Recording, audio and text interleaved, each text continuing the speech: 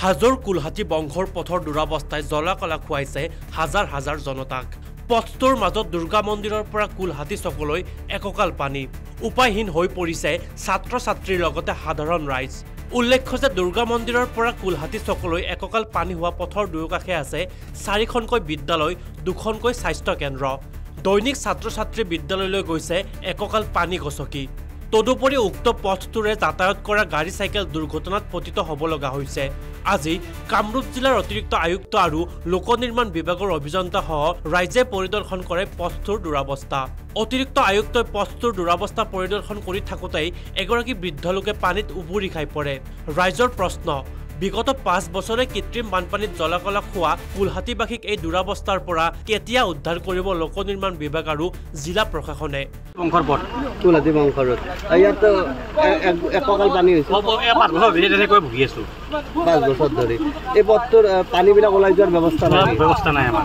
এইটো পথটোতো কেইবাবাৰো ৰিপেয়াৰিং হৈছে। এবাৰ ৰিপেয়াৰিং হৈছে আমাৰ শতবৰ্ষত। হয়, তাৰপিছত হোৱা নাই এতিয়ালৈকে। হোৱা নাই। এতিয়া ইয়াতে বিদ্যালয় আছে, বিদ্যালয় 3খন আছে, এখন স্বাস্থ্য বিভাগ আছে আৰু আমাৰ বংশৰ হাজো শুৱালকুছি 18,000 ভোটেৰে এই পঞ্চায়তটো আমাৰ বৃহত্তৰ অঞ্চলৰ ডাঙৰ অঞ্চল এইটো।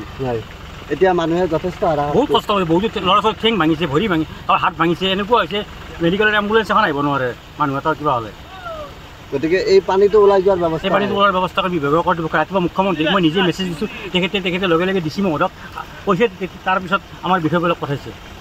এতিয়া সমাধান হ'ব পাৰে। এতিয়া আমি তেখেতসকলৰ ওপৰত বিশ্বাস আছে, তেখেতসকলে সমস্যাটো সমাধান কৰিলে ৰাইজৰ ভাল হয়।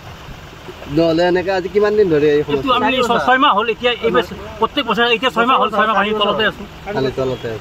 এনেকৈ যোৱা 5 বছৰ ধৰি কিছু মানুহ ওচৰৰ মানুহবিলাক মেলেৰিয়া হৈছে। এতিয়া মেলেৰিয়া হৈছে, বিভিন্ন বেমাৰ আগুৰি ধৰিছে, ছালৰো বেমাৰ হৈছে আৰু আমাৰ আদৰ্শ গাঁও বুলি ক'লে লাজ লগা হৈছে। হাজোৰ পৰা Bhrigu Das, news desk report.